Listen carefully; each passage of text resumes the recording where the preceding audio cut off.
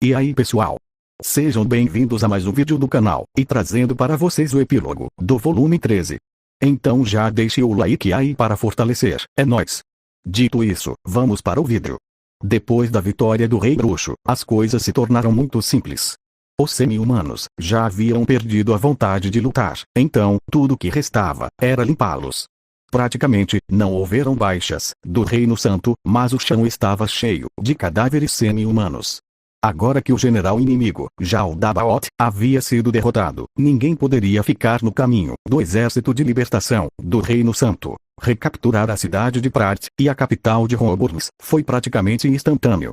Demoraria um pouco mais para libertar a cidade de Rimon, que ficava mais a oeste, e ainda haviam pessoas sofrendo em aldeias que haviam sido convertidas em campos de detenção, mas isso já era um grande passo.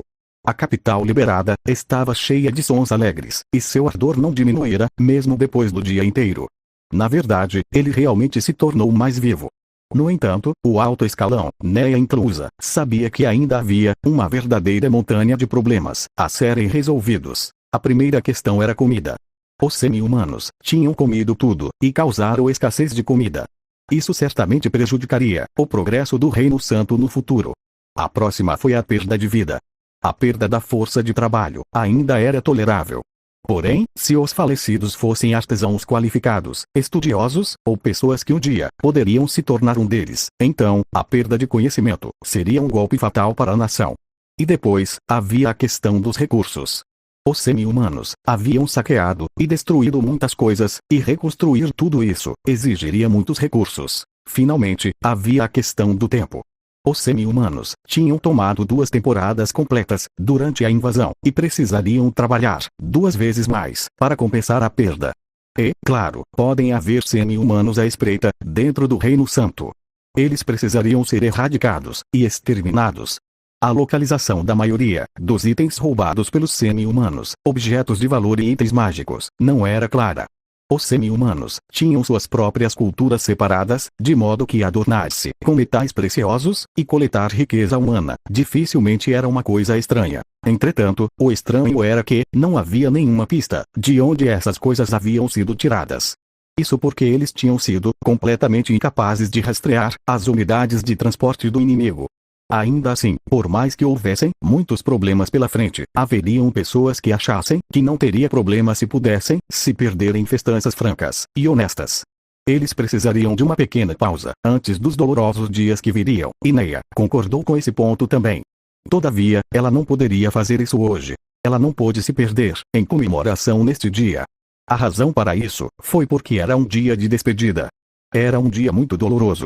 Havia uma carruagem solitária parada em frente ao portão principal da capital real, no lado leste da cidade.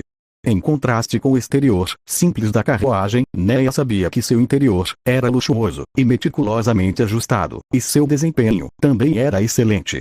Em particular, seus assentos não machucavam o corpo, mesmo depois de longos períodos passados sentados neles. De fato, era a carruagem que Neia teve permissão para compartilhar com o Rei Bruxo quando ele veio para o Reino Santo.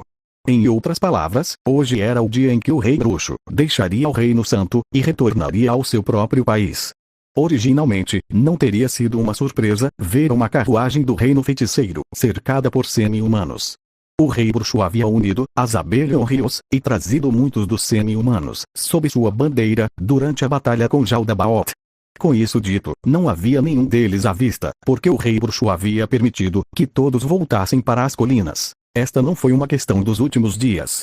Ele os deixara retornar, depois que a batalha final, com Jaldabaoth terminara. Quando ela perguntou a razão para isso, ela recebeu a resposta. Você deve odiar estar com os semi-humanos, não é? Tal era sua simpatia pelo povo do Reino Santo. Neia ficou profundamente comovida. Ele considerou o estado mental do Reino Santo, e deixou seus próprios soldados voltarem para casa, dizendo que viajariam na companhia dos soldados do Reino Santo, que eram de outra nação. Isso não era de maneira alguma um comportamento comum para o governante de uma nação. De fato, a menos que fosse o Rei dos Reis, o magnânimo Rei Bruxo. O grupo de seguidores, que pensavam como Neia, também estava profundamente comovido. Portanto, quando Neia e seus companheiros tinham assumido a responsabilidade de se tornarem guarda de honra do Rei Bruxo, ninguém poderia protestar. Claro, quase não houveram mais lutas, então na maior parte do tempo, eles simplesmente se moviam com o rei bruxo, mas os rostos de seus camaradas ainda estavam frescos nas memórias de Neia. Ela se lembrou de sua alegria por poderem andar com a pessoa que os salvara, a gloriosa sensação de poder acompanhar o herói que derrotara Jaldabaoth, e depois a felicidade de poder ficar ao lado do rei que tanto admiravam. Suas faces todas misturavam essas emoções diferentes. Eles não estavam à vista hoje. Tudo que ela podia ver eram as paredes e o portão principal da capital, do Reino Santo, e depois a rua que levava a Prat, que continuava até o Reino Feiticeiro. Neia falou: você vai voltar hoje, Sua Majestade. As pessoas estão todas cheias de alegria após a libertação da capital real. Eu sinto que não seria fora de lugar ter Sua Majestade se juntando a nós, nos próximos dias, em um festival de ação de graças, pela pessoa que fez a maior parte de tomar de volta a capital. Ela havia feito essa pergunta várias vezes no passado. Ela provavelmente obteria a resposta que sabia que receberia, que ele estava voltando para casa. Mesmo assim, ela ainda tinha que perguntar de novo. Provavelmente, era ao lado incompetente de Neia, se mostrando. Ainz falou: eu retornarei para o Reino Feiticeiro hoje. Eu não estou confiante em minha capacidade de lidar com cerimônias. Assim que o rei bruxo murmurou para si mesmo, ele fez um movimento muito exagerado, como um encolher cômico, de seus ombros, talvez porque ele soubesse que Neia se sentiria angustiada se levasse suas palavras a sério. Neia pensou: ele realmente é ruim em fazer piadas. Ela falou: certamente você brincou, Sua Majestade. Ainz falou: bem, sim, eu estava apenas brincando. Sim, brincando. Na verdade, fiz tudo o que vim fazer aqui. Assim, não há necessidade de eu ficar neste lugar. Eu também preciso guiar o desenvolvimento do Reino Feiticeiro, na minha qualidade de rei. Se eu deixar o trono por muito tempo, a primeira-ministra Albedo vai resmungar comigo. A mente de Neia conjurou o rosto da beleza de classe mundial, que ela virá apenas uma vez. Ela era uma mulher cuja beleza a tornava inesquecível. Neia pensou: certamente ela não pode ser tão assustadora quando fica brava. Ou ela é assustadora quando fica brava, porque ela é linda. Embora eu não ache que seja o que Sua Majestade quis dizer, é um pouco difícil imaginar alguém tão bonita quanto ela ficar com raiva. Ainda assim, eu tenho inveja.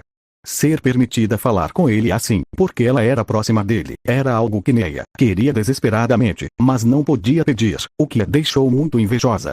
Quão feliz Neia seria se ela ouvisse o rei bruxo, que ela tanto respeitava, contando aos outros: Neia vai me repreender, ou algo assim.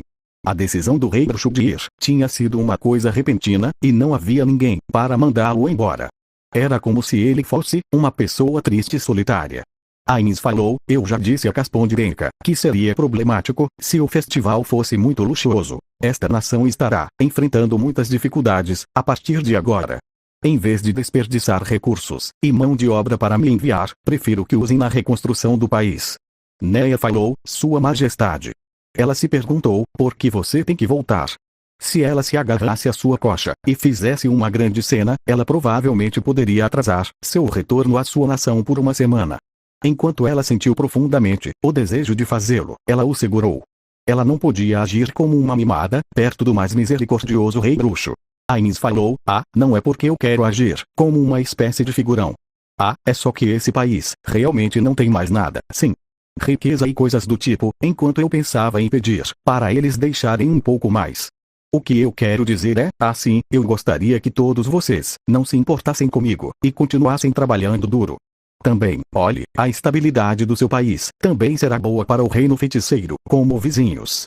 Haverá comércio entre nós, e assim por diante no futuro, sim. Então ele sentiu o que Neia estava pensando, e ele estava tentando confortá-la. Enquanto ele era tipicamente muito legal e elegante, ele agora estava falando de uma maneira insegura. Neia falou: muito obrigada, Sua Majestade. Ainz falou: não se preocupe com isso. Eu vim para este país pelas empregadas de Jaldabaoth afinal. E agora? O rei bruxo deu um tapinha nas costas de Shizu, que estivera ao lado dele todo esse tempo, como se estivesse tentando mascarar a presença dela. Ele continuou: e agora eu as tenho, então, valeu a pena vir para este país. O rei bruxo ganhou Shizu, a empregada demônio, com sua própria força. Neia e todos, que compartilhavam suas crenças, sentiam o mesmo. Houveram discussões sobre o que eles dariam a ele, mas alguém mencionou que, já que ele era um rei, ter alguém que não representasse o país, dando-lhe um presente, seria, ao invés disso, muito rude, e então, o plano havia caído. No mínimo, Neia esperava que Caspond fizesse algumas concessões, em um nível natural, ou assinasse um tratado desfavorável ao Reino Santo. Ainz falou: se você desejar, posso lançar um grande feitiço, que só pode ser usado uma vez por ano, para ressuscitar seus pais, você sabe. Neia falou: muito obrigada, Sua Majestade, mas não há necessidade disso. Durante a libertação da capital, um dos prisioneiros testemunhou a morte da mãe de Neia em batalha. Dada a história dessa pessoa, de como ela tinha sido inspiradora enquanto lutava, certamente não se importaria, se não fosse ressuscitada. Além disso, dizia-se que os feitiços de ressurreição exigiam materiais extremamente valiosos, como componente material, e Neia teria dificuldade em comprá-los. Talvez, o mais misericordioso rei bruxo pudesse fornecê-los de graça, mas ela não podia continuar contando com a generosidade do rei bruxo para seu próprio bem. Entretanto, parece que os semi-humanos tinham eliminado o cadáver, de modo que ela não poderia sequer dar-lhe uma despedida final, o que era muito triste. Ainz falou: falar por muito tempo só fará a despedida doer mais. Eu devo ir em breve. Shizu, há alguma coisa que você queira dizer à senhorita Barajá? Shizu falou: adeus. Fim. Obrigado por sua visualização e nos vemos no próximo vídeo.